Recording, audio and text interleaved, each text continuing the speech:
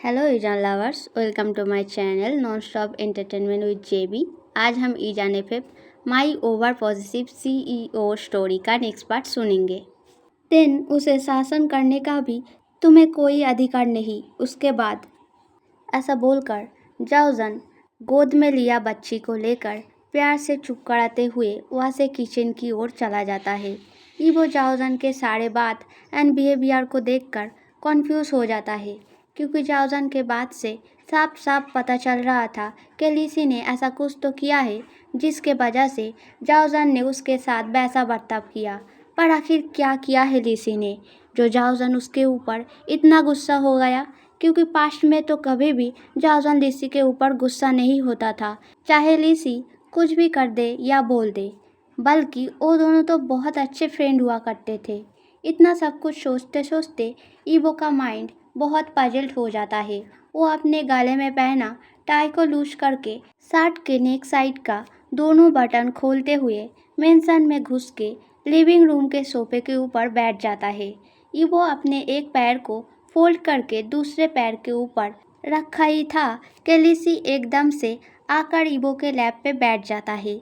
Evo shocked होकर serious voice में बोलता है, लिसी डोंट बी लाइक दिस।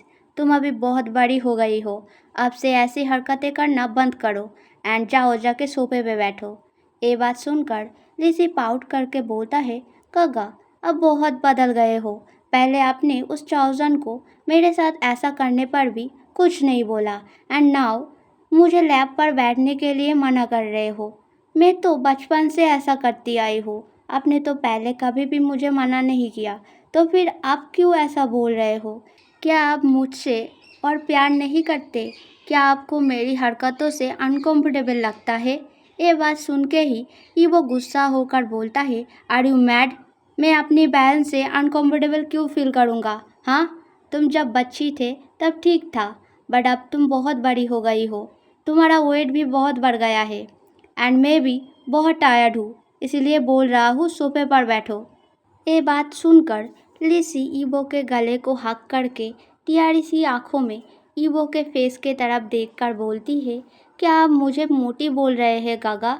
ये बात सुनकर ईवो मुस्कुराकर कुछ बोलने ही जा रहा था कि तभी जाओजन गोद में लिया किटी को आइस पैक देते हुए लिविंग रूम में घुसता है एंड ये सीन देखकर एकदम से सरप्राइज हो जाता है। उसके अंदर के इमोशन आंखें आंसू के तौर पर बाहर ले आए। इस डर से जाओजन जल्दी से लिविंग रूम के बीच से चल के सीढ़ी से होते हुए कमरे में चला जाता है। ईवो जाओजन को ऐसे बिहेव करते देख मन में थोड़ा सा गिल्टी फील करता है, पर ये फीलिंग आखिर किस गलती के वजह से हो रहा है ये ईवो को पता नहीं था। इसीलिए ईवो इस गिल्टीनेस को झटक कर गले को थोड़ा खड़ास के ऋषि से बोलता है, तुम आखिर किस लिए आए थे? क्या तुम्हें मुझसे कोई काम था? लिसी मुस्कुराकर बोलती है, काम तो था, बट अब बहुत देर हो गई है। मुझे एक ज्वेलरी शॉप जाना था, एक इम्पोर्टेंट ज्वेलरी खरीदने के लिए, बट क्या करें, कुछ फालतू पर्सन के वजह से टाइम बीत गया।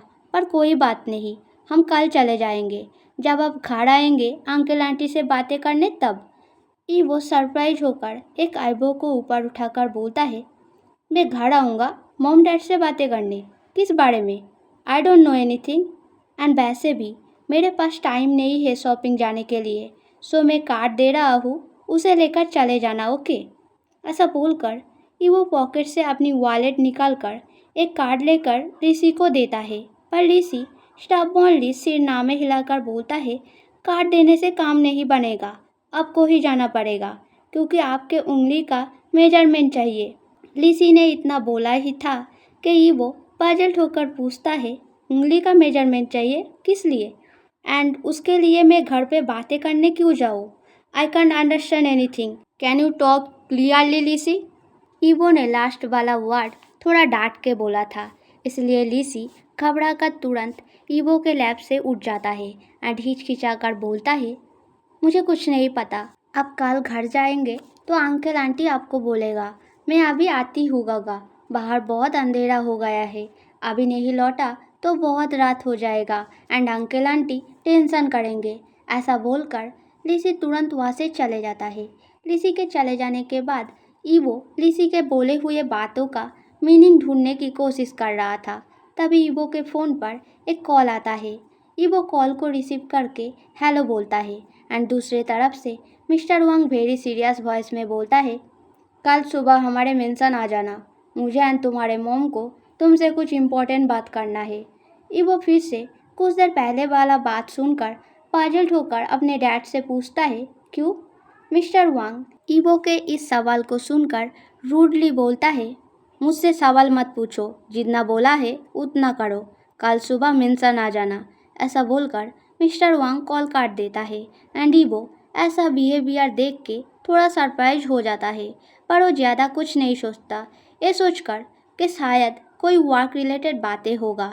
ऐसा सोचकर ईवो सोफे से उठकर सीढ़ी से होते हुए अपने कमरे में चला जाता है, पर जब वो जाओजन को वहाँ नहीं देखता तब रूम से बाहर आकर एक मेड को बुलाकर पूछता है, जाओजन कहाँ है? ईवो का सवाल सुनकर मेड जवाब देता है, मैंने मैम को बच्ची को लेकर बच्ची के लिए जो रूम तैयार किया था उस तरफ जाते देखा। ईवो ये सुनकर बोलता है, ठीक है तुम जाओ यहाँ से।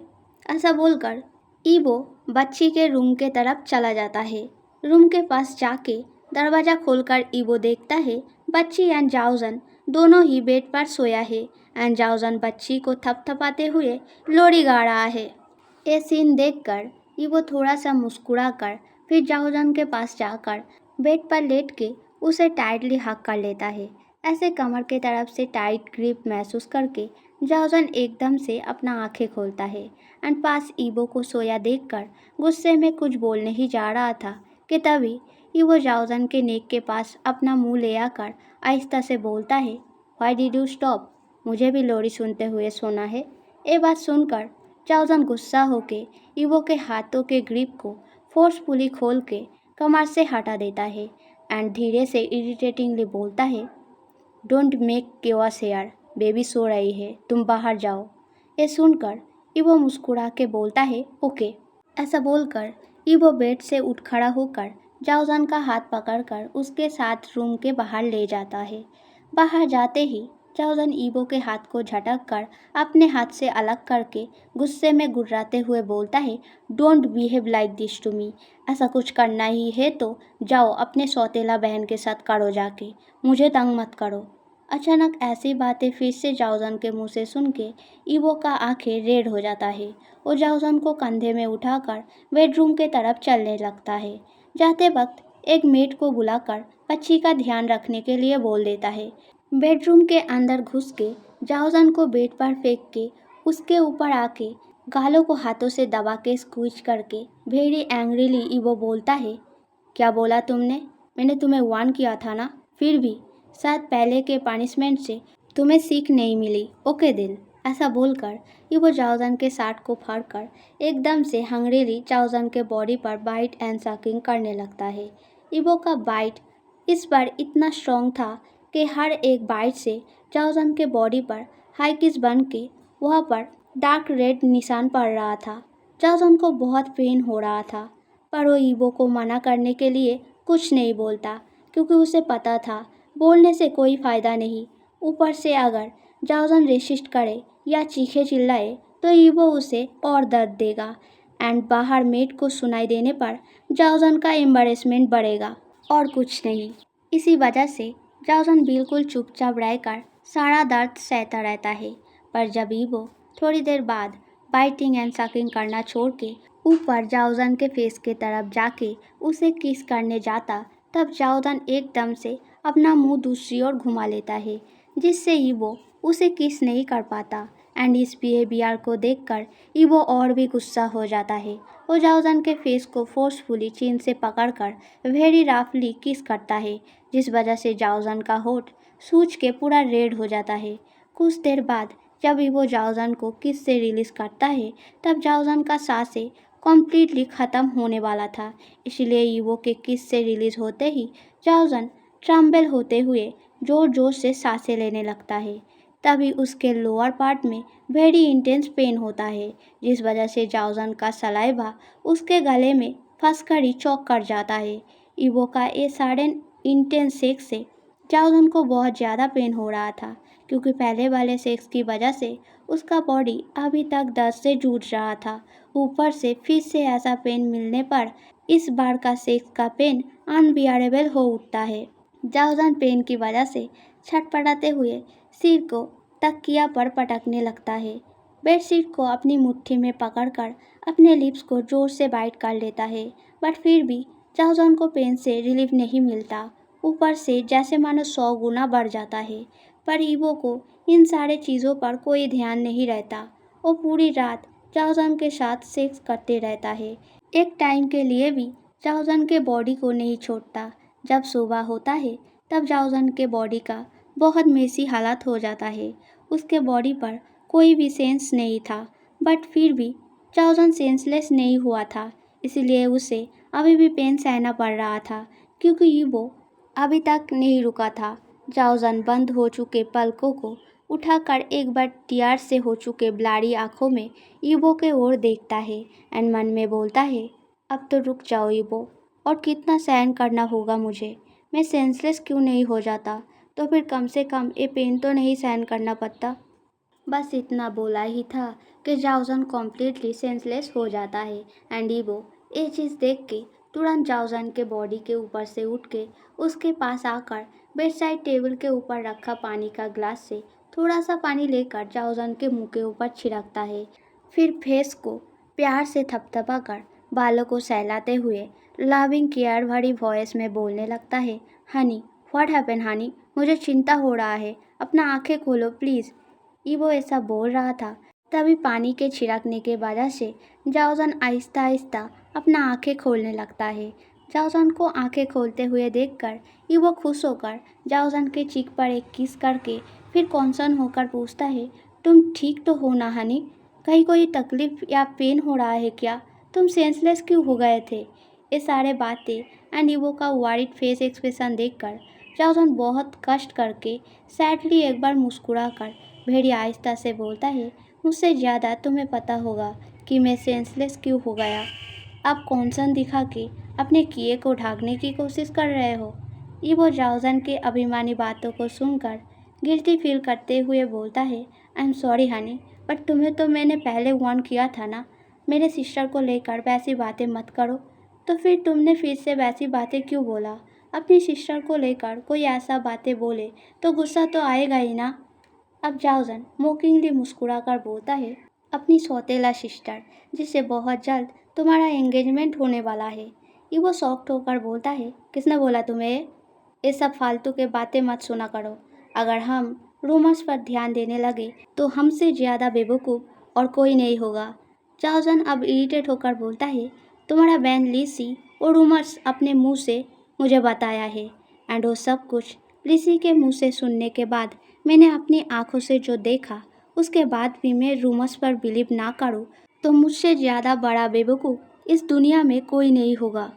ईवो शक करते हुए बोलता है, लिसी ने तुम्हें ये बात बोला, वो ऐसा क्यों बोलेगा, शायद वो मजाक कर रहा होगा एंड तुमने उसकी मजाक को सच मान लिया।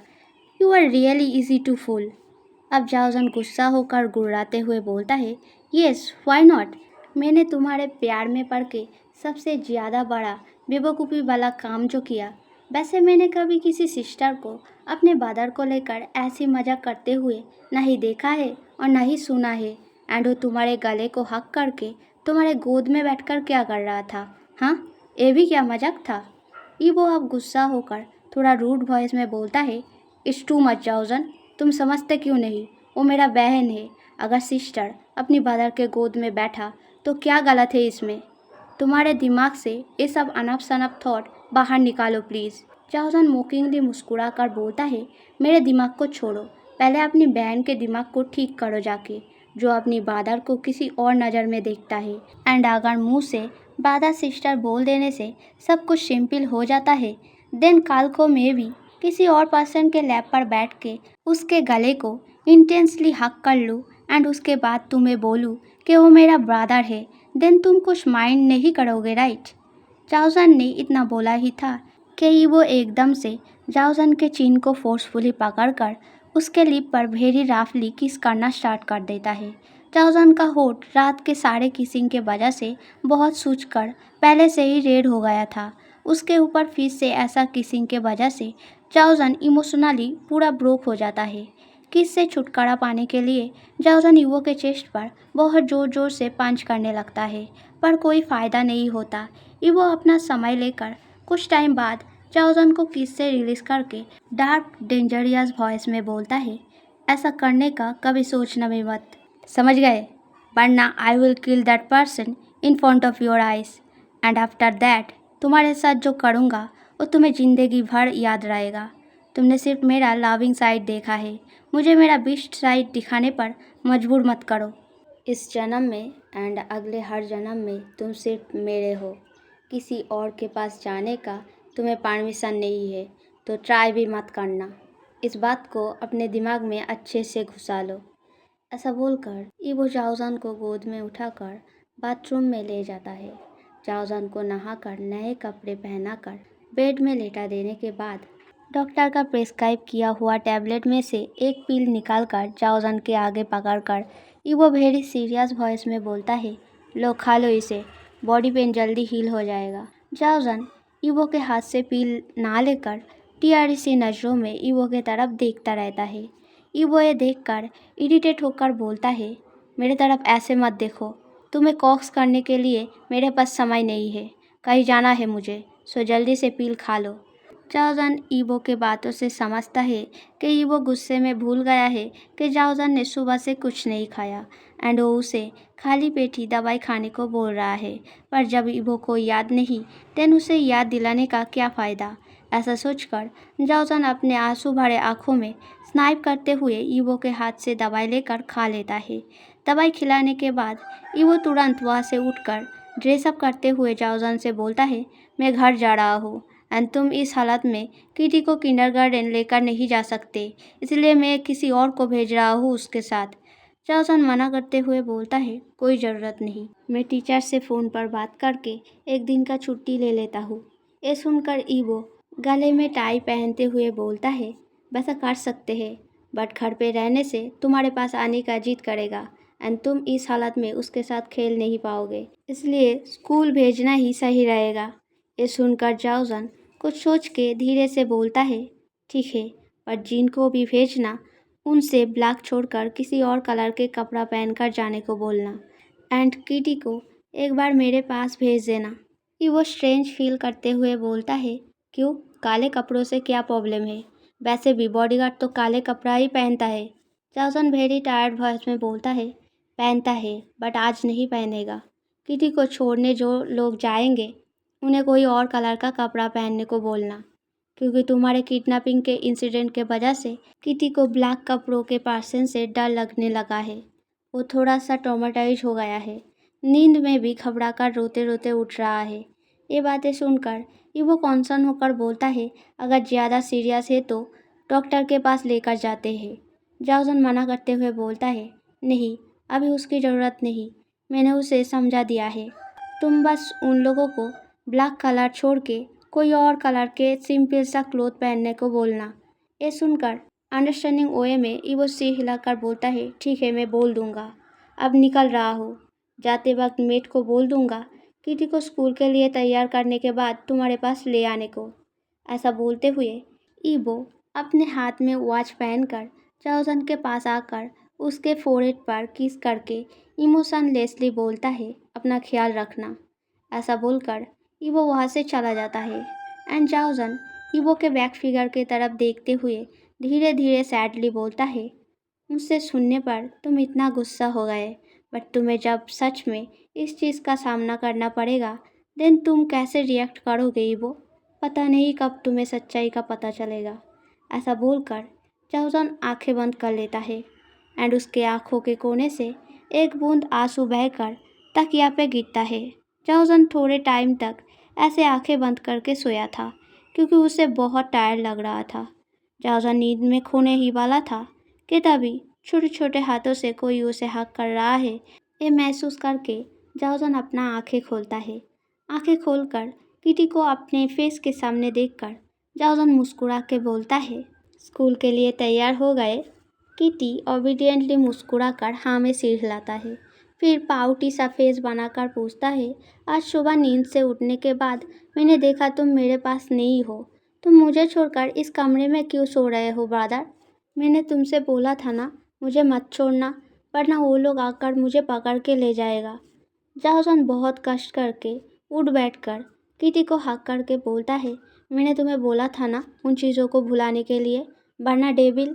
बस जाहसन ने इतना बोला ही था कि किटी चीख के बोलता है, नहीं नहीं, मैं तुम्हें डेविल को ले जाने नहीं दूंगा। मैं भूल जाऊंगा सच में। नहीं, मैं भूल गया, सच्ची मैं भूल गया। मुझे किसी से डर नहीं लगता क्योंकि मैं एक स्ट्रॉन्ग गर्ल हूँ। ये सुनकर जाहसन मुस्कुराते हुए हक को रिलीज करके किटी के फेस को पकड़कर अच्छे से चेक करते हुए बोलता है, क्या चीख पर अभी भी दर्द है? किटी वेरी क्यूटली ना में सिर हिलाता है। ये देखकर जाहसन बोलता है, ठीक है, तो फिर तुम स्कूल चले जाओ एंड किसी के साथ लड़ाई झगड़ा नहीं करना। एक गुड गर्ल की तरह मैम की हर बात मानकर पढ़ाई करोगे। मैम के पास से मुझे कोई कंप्लेनिंग फ़ोन नहीं आना चाहिए, ठीक है? एंड आज मेरा तबीयत ख़राब है, इसलिए मैं तुम्हें स्कूल छोड़ने नहीं जा पाऊँगा। कुछ अंकल तुम्हें छोड़ने जाएंगे, वो लोग बहुत अच्छे हैं। मेरी तरह वो लोग भी तुम्हें प्रोटेक्ट करेंगे, सो डरना मत, ओके? किटी ये सुनकर मुंह फुलाकर बोलता है, तो फिर मुझे स्कूल नहीं जाना। तुम्हारा तबीयत जब ठीक होगा तब चले जाऊँगा, तब तक के लिए छुट्टी। ऐसा बोलकर खुशी मनाते हुए किटी जाहसन को छोड़कर मुस्कुराते हुए बेड पर कूदने लगता है। ये सीन देखकर जाहसन का मन बहुत अच्छा हो जाता है। वो मुस्कुराते हुए किटी को हाथों से खींच के अपने पास बिठा के गालों को हल्का सा पिंच करके फिर बोलता है, बहुत बदमाश हो गई हो, कोई छुट्टी बुट्टी नहीं होगा, चुपचाप स्कूल चले जाओ। आज स्कूल में तुम्हारा फेवरेट गेम होगा। अगर आज छुट्टी किए तो वो गेम फिर से खेलने के लिए 2 हफ्ते रुकना पड़ेगा। सो अब बोलो जाना है कि नहीं, और बाद में मुझे बोलना नहीं कि मैंने याद नहीं दिलाया। ये बात सुनकर किटी जाओसन के तरफ देख के शक करते हुए बोलता है, सच्ची आज स्कूल में मेरा फेवरेट गेम होगा? जाओसन मुस्कुराते हुए हाँ में सिर हिलाकर बोलता है, तुमसे मैं झूठ क्यों बोलूँगा? अब जाओ जल्दी से, वरना स्कूल के लिए देर हो जाएगा। ये बात सुनकर किटी जल्दी से बेड से उतरकर जाओसन को गुड बाय बोलकर बाहर खड़ा मेट के हाथ पकड़कर वहाँ से चला जाता है एंड जाओसन फिर से बेड पर लेट जाता है। वही दूसरी ओर जब वो उसके माँ पापा के मेंशन पहुँचता है तब वो देखता है mister Wang, Mrs Wang and लीसी एक साथ सोफे पर बैठा है एंड कुछ बात करके मुस्कुरा रहा है। ईवो को आते देख मिस्टर एंड मिसेस वांग एकदम से सीरियस हो जाता है एंड लीसी एकदम से सोफे से उठकर बोलता है, आप लोग बातें कीजिए, मैं रूम पे जा रहा हूँ, मुझे रूम पे कुछ काम है। ऐसा बोलकर लीसी लगभग दौड़ते हुए ही सीढ़ी से चढ़कर ऊपर अपने कमरे में चला जाता है। मिसेस वांग लीसी के जाते हुए बैक फिगर के तरफ देखकर हल्का सा मुस्कुराकर मिस्टर वांग से बोलता है, बच्ची शर्मा गई। ईवो को ये सारे बातें एंड सीन देखकर कुछ समझ नहीं आता। वो अपने डैड से बोलता है, आपको मुझे क्या बोलना है डैड? ईवो के बात को सुनकर मिस्टर वांग अपने गले को थोड़ा खड़ास कर फिर सीरियस वॉइस में ईवो से बोलता है, सोफे पर बैठो। मिस्टर वांग के बात मानकर ईवो चुपचाप एक सिंगल सोफे पर बैठ जाता है। तब मिस्टर वांग बोलने लगता है, देखो तुम्हारे मॉम एंड मैंने मेरे फ्रेंड एंड उसके वाइफ के डेट के टाइम उन लोगों से कुछ प्रॉमिस किया था। अब समय आ गया है उस प्रॉमिस को निभाने का, इसीलिए तुम्हें यहाँ बुलाया है। ये वो कन्फ्यूज होकर पूछता है, कैसा प्रॉमिस एंड उसके लिए मुझे यहाँ क्यों बुलाया है?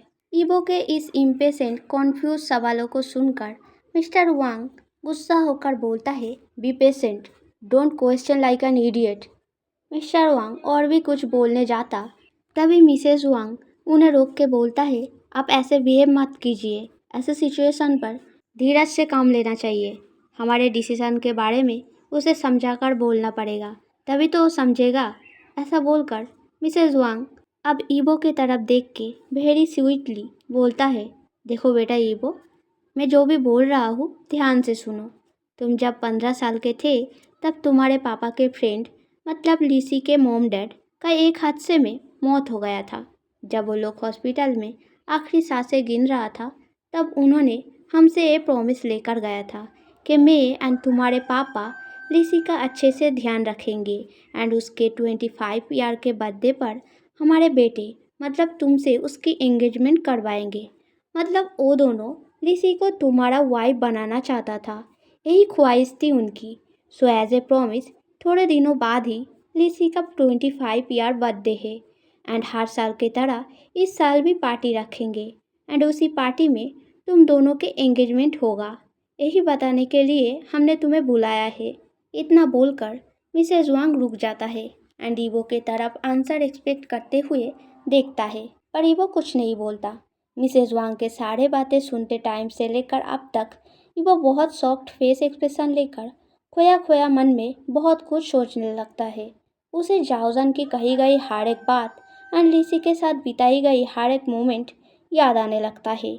ये सारे बातें सोचते सोचते एक टाइम पर ईवो को सारे चीज़ों पे एंड अपने ऊपर बहुत घिन आने लगता है। एक टाइम पर मिसेस वांग के तेज शाउट से ईवो का सारा थॉट टूट जाता है।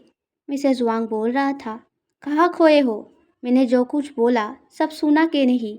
अगले हफ्ते लिसी के 25 ईयर के बर्थडे पार्टी पर तुम दोनों का एंगेजमेंट होगा।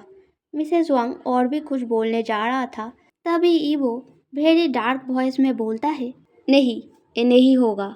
मिसेस वांग ईवो के बात सुनकर सरप्राइज होकर बोलता है, व्हाट डू यू मीन नहीं होगा?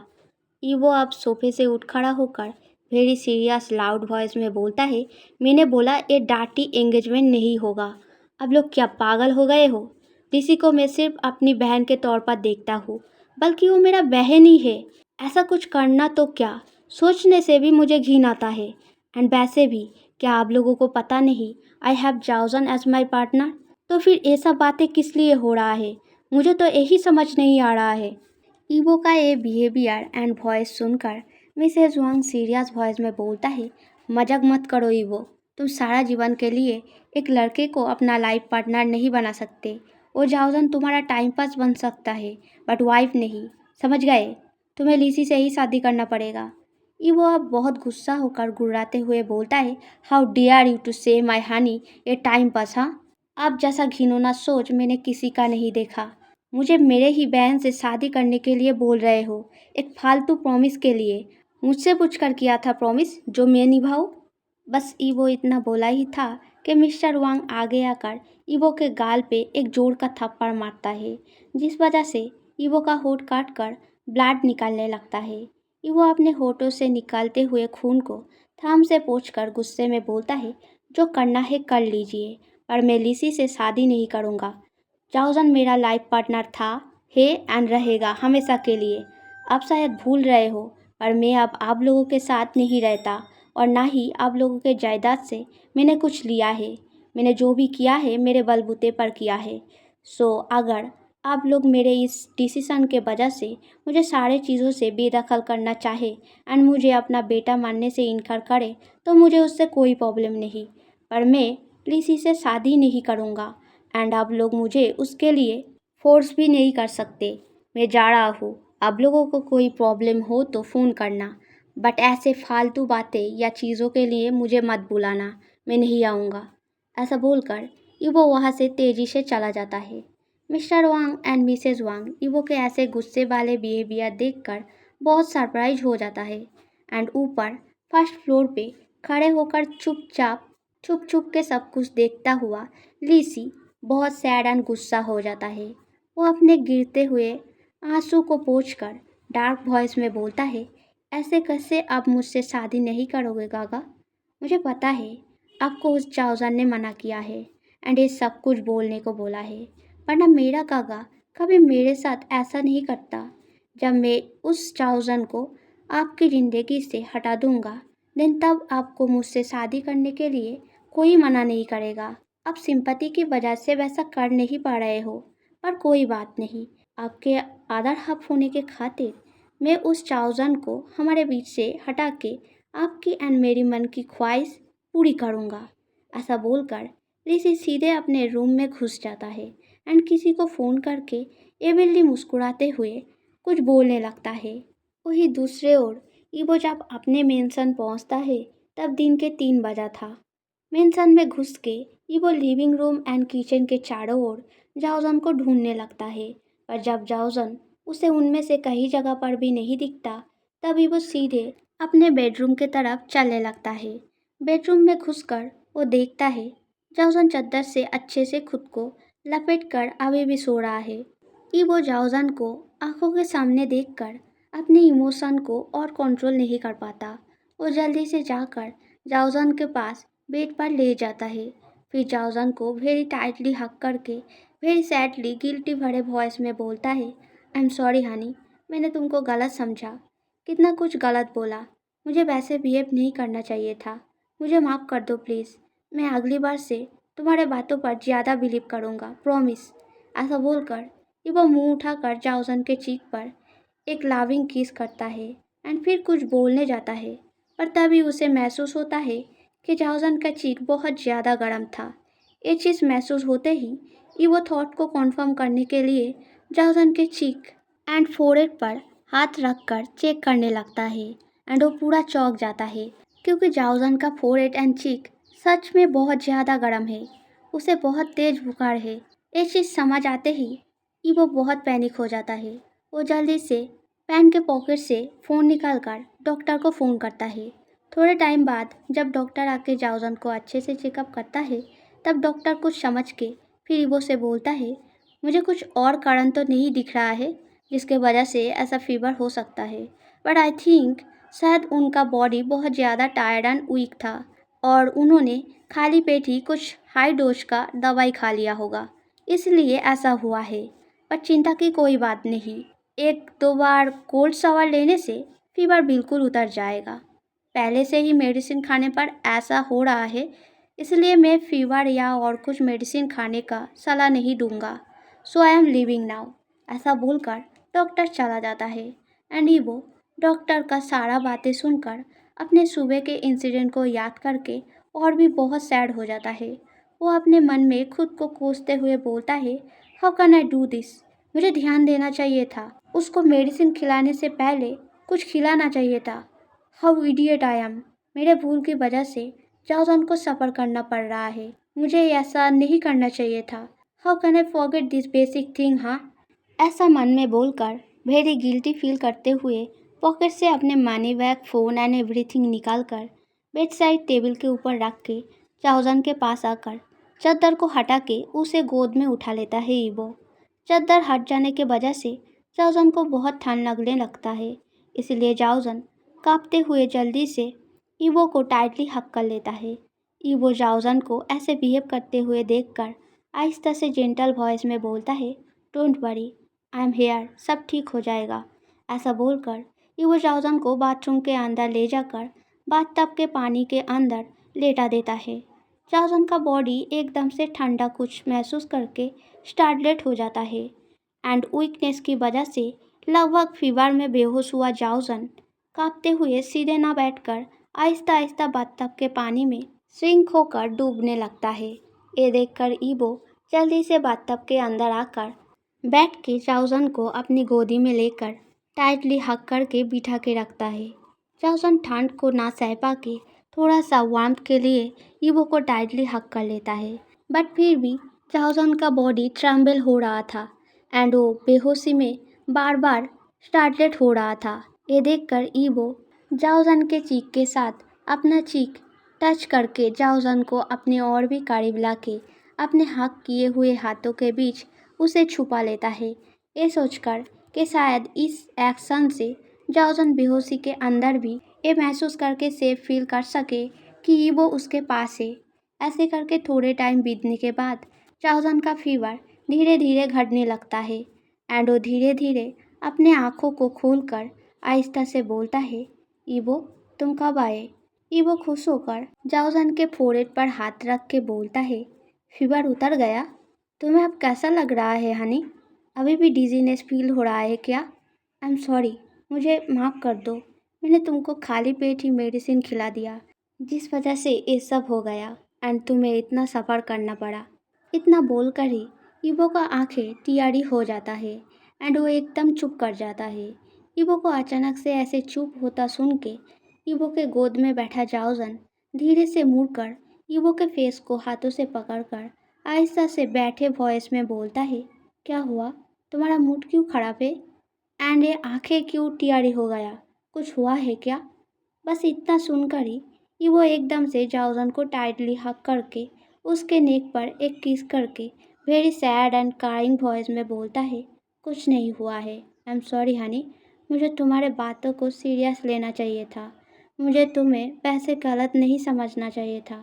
मुझे माफ़ कर दो, मैंने तुम्हें बहुत ज़्यादा हर्ट किया। ऐसा बोलकर वो फिर से चुप कर जाता है। जाओजन ईवो के बातों को ठीक से समझ नहीं पा रहा था, इसलिए वो समझने की कोशिश करते हुए ईवो को कुछ पूछने ही वाला था। तभी जाओजन अपने शोल्डर पे बूंद बूंद करके थोड़ा सा गर्म पानी गिरते हुए महसूस करता है। पर बाथटब का पानी तो बहुत ठंडा है। तो फिर इस सोच जाओजन के दिमाग में आते ही जाओजन ईवो के हाथ से रिलीज होके ईवो के फेस को दोनों हाथों से केयरिंगली पकड़कर देखता है। हे एजन lovers, if you like this story then subscribe, like, comment. जल्दी सब्सक्राइब करने से नेक्स्ट पार्ट जल्दी आएगा, वरना you have to wait. So आज के लिए इतना ही। Bye bye.